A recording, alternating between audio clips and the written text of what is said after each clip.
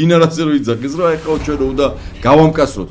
ძალოვანი უწყებების ფაქტობრივად 50% ყველა მეორე არ აბარებს ამ იმას, რა ქვია. ან ვერ აბარებს, ან არ აბარებს, ან არ თხოვენ.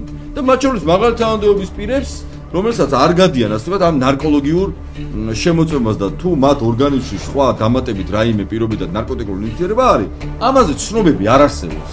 ანუ რა ხალხი ებრძვის იმას, რა ქვია, ჭყალებში ებრძვის. ვიზე ვლაპარაკოთ, ეხლა მდინარეზე რო გამოდის, მაგალითად, რა ვიცი, აბა კახი კალაძემ ჩაიტაროს მაგალითად ნარკოლოგიურ ტესტი. მე მაგალითად, რა ვიცი, ქალაქში ბევრი ჭორი დაგის მოვა და ბევრი რაღაცას ლაპარაკობს. რა ვიცი, ჩაიტაროს რა და მერმა აჩვენოს, ქალაქის მერმა აჩვენოს, რომ რა ვიცი, სუფთაა რა.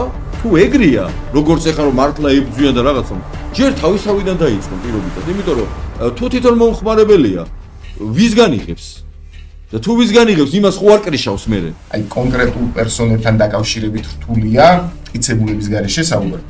დარწმუნებული ვარ იმაში, რომ ნარკოტიკების ბიზნესი ესე აყვავებული იქნება საქართველოში, თუ არა ვიღაცის ჯიბის ინტერესი. აი, ვის ინტერესია? ბიძინა ივანიშვილი, პატარა ესკობარი ამ ქვეყანაში. ამ კაცის გარეშე არაფერი არ ხდება. მე ერთი. მეორე, შინაგან საქმეთა მინისტრი ეგრეთ წოდებული მაგნიტსკის სიაში ეს კაცი, რა ვიცი, ტერორისტების გვერდით ამერიკელებმა თქვენს, რომ რა სახელმწიფო მტერია, მწამებელია, გომელაურება ამაში ჩართულია.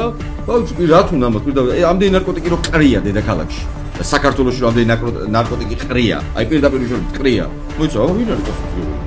გომელაურის გარეშე თუ ეგ შემოდე ძინავს, მაინც მაგის ბრალია. თუ არ ძინავს დამასკოს უწყობს, დამნაშავეა.